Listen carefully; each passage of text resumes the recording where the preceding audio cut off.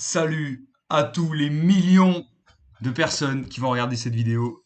C'est Julien d'Exaltemat et aujourd'hui on se retrouve pour un nouveau concept innovant qui s'appellera Objectif 2100 de vélo sur Lichess. Donc comme son nom l'indique, on va essayer d'atteindre les 2100 de vélo sur Lichess en partie rapide, donc 15 plus 10. Et la petite règle que je rajoute à ça, c'est qu'il va falloir que j'atteigne ce vélo en jouant uniquement un répertoire agressif. Il faut savoir que je suis un joueur plutôt positionnel, plutôt stratégique, et mon prof n'aime pas ça. Donc, je vais travailler un peu l'attaque, qui est mon gros point faible, et la tactique. Et on va pouvoir commencer sans plus attendre avec une partie 90. Et on joue E4 directement. Oh, d'accord, on joue tout tempo, très bien. Une française. Je vais essayer d'expliquer ma manière de réfléchir dans ces vidéos, tout en me permettant de ne plus commenter. Si je me retrouve dans une situation un peu trop compliquée qui me demande de calculer de manière assez intense, je vais jouer vraiment sérieusement ici. Ce sera peut-être un peu moins chill que d'habitude, mais on est bon. On a le café, le demi-cerveau, donc on est pas mal. Commençons donc avec la partie. On est sur une française. Je connais pas du tout le répertoire de 5. Je joue jamais E5 dans ma vie. Donc on va voir ce que ça donne. Sur fou B4, qu'est-ce qu'on joue ici? Sur fou B4, qu'est-ce qu'on joue? J'ai envie de jouer fou D3, protège le pion. Je connais pas du tout cette position, je vais pas vous mentir. S'il prend, euh, S'il prend, on va simplement reprendre et on poussera et on attaquera sur l'aile dame. J'ai un problème avec les flèches, non? C'est pas des flèches conventionnelles, ça. Ok. Il contre-attaque directement le centre. Il menace prise et récupération du cavalier, évidemment. Donc on va... J'ai envie de prendre le pion. Mais si je prends, il pousse. Je pousse. Il prend, je prends. Il prend, je me développe. C'est pas si grave en réalité s'il pousse. Euh, Qu'est-ce que je peux jouer d'autre? Donc si je prends, ça me semble pas si dégueu. Je peux également prendre avec l'idée de reprendre ici. Ou alors prendre ici en premier. Et s'il pousse, ah c'est pas mal ça.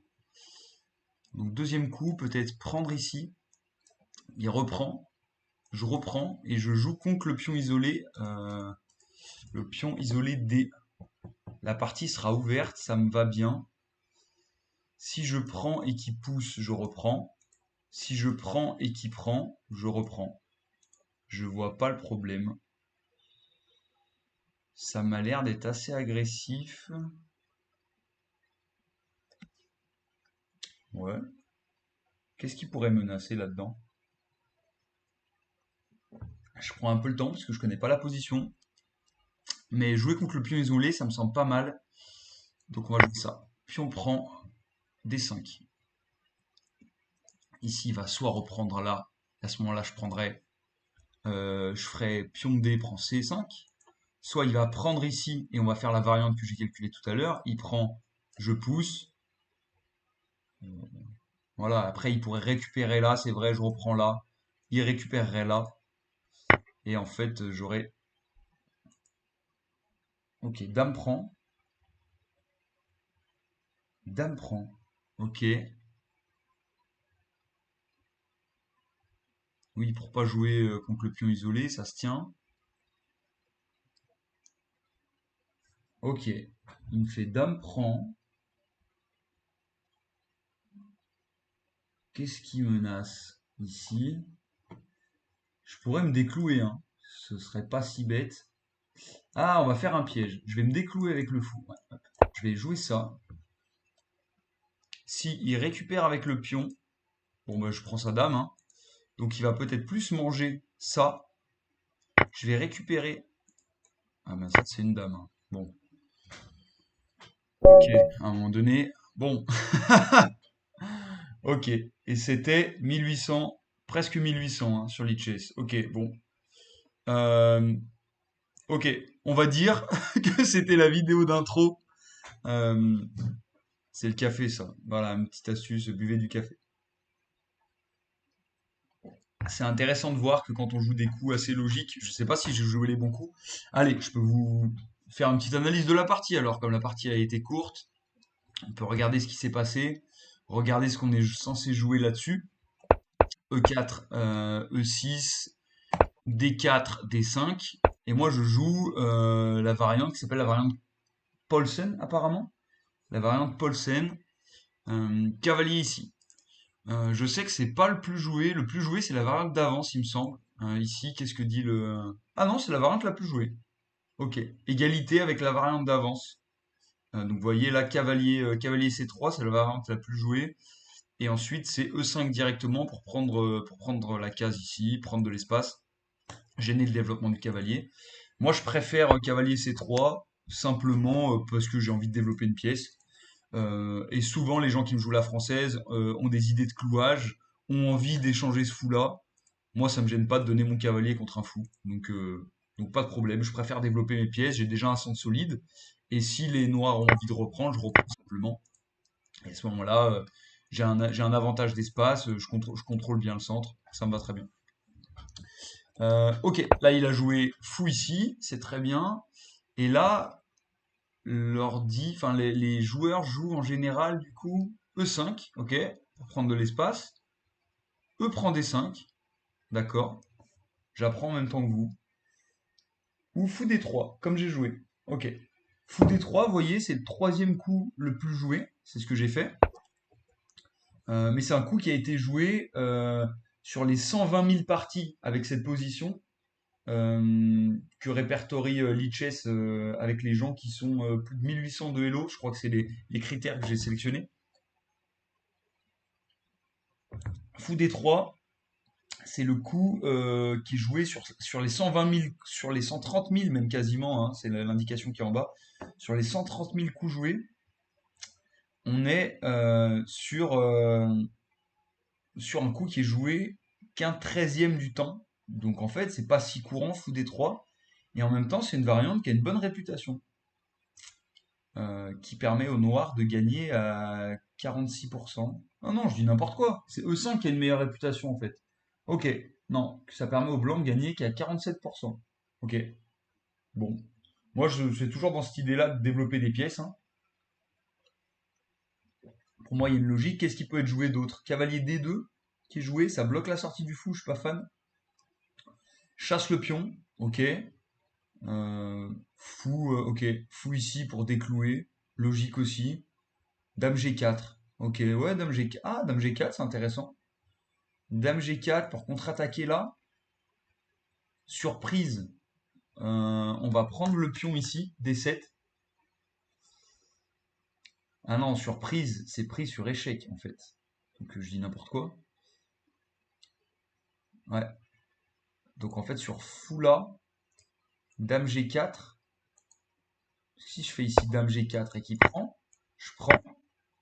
Là il peut très bien pousser. Quel est le problème? Peut-être un problème à base sur case noire. Peut-être un problème à base de... Qu'est-ce qu'on peut trouver? Foula? Foula peut-être? À ce moment-là, il pousse simplement. Ouais, donc ça, c'est pas une bonne idée. Là, il jouerait ça. Qu'est-ce qu'il peut avoir ici? Peut-être pousser le pion, tout simplement. Venir ici. Et là, ça va être très dur pour l'hydroquet, en fait. C'est ça le souci. Il s'est affaibli. Son cavalier, où est-ce qu'il va? Je sais pas. Ouais, la poussée du pion est peut-être pas mal, hein. Qu'est-ce que dit l'ordi? J'ai même pas regardé. Euh, Ah, là, il dit quoi? Sur pion prend, il dit... Voilà, là-dessus, c'est pas une bonne variante. Les blancs sont mieux et c'est effectivement E5 qui est le meilleur coup que j'ai trouvé dans un second temps. E5 est le meilleur coup. Ok, intéressant. Meilleur coup, pourquoi? Parce que sur E5, on fixe les cases, on fixe la structure des noirs. et on affaiblit voilà, à tout jamais ces cases blanches ici, qu'on va pouvoir venir investiguer avec notre fou, notre dame. S'il fait rock, c'est une calamité. Ok, intéressant. Ok, donc il a joué fou là, moi j'ai joué fou là, et là il joue ça. Ok, c'est théorique apparemment, C5. Ok, ça se joue bien. D'accord. Je vois pas trop quelle est l'idée. Ça se joue bien, mais apparemment il savait pas, il savait pas quoi faire après parce que. Ok, et là le meilleur coup, c'est le coup que j'ai. Ah non, c'était D prend, D prend, et sur D4, il y a A3, c'est exactement ce que je disais. Fou prend C5, B prend C3, D prend C3. Et là en fait, ok, on a une structure avec les blancs qui est très chelou, mais pour moi c'est pas si grave. On va pouvoir voilà, venir ici, se développer. On a les fous qui sont déjà bien braqués. Ici, côté Eldam.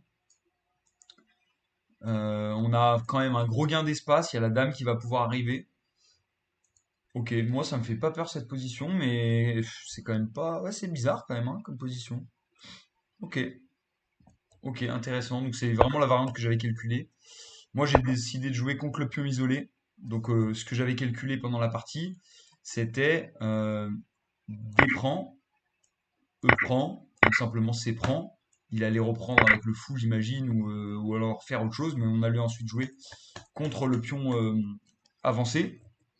Et j'avais également calculé ça, qui était pion prend, dame prend, euh, et sur fou ici, j'avais calculé que sur fou prend C3, fou prend C3, pion prend C3, et là j'avais calculé donc la pointe, fou prend C3, et sur dame prend, on a fou ici, échec, récupère la dame. Voilà, ça j'avais calculé ça ici, quand il a repris la dame. Je me suis dit oui, il y a le petit piège de fou là menace la prise de la dame, c'est ce qui s'est passé dans la partie, mais j'avais calculé également la variante, comme je vous ai dit, de voilà, fou D2, pion prend, fou prend, non, j'avais calculé ici, oui, fou prend C3, fou prend C3, pion prend, fou prend, dame prend et échec à la découverte. Ça, c'était calculé. Ok. Donc, eh ben écoutez, c'est une première vidéo assez courte. J'espère qu'elle vous a plu, le concept. J'espère que j'aurai le niveau pour pouvoir vous commenter ça sans que ce soit que je sois trop muet et sans faire trop de merde. Voilà, si ça vous a plu, n'hésitez pas à le dire en commentaire. Et bah, je vous dis à la prochaine. À plus tout le monde. Bye.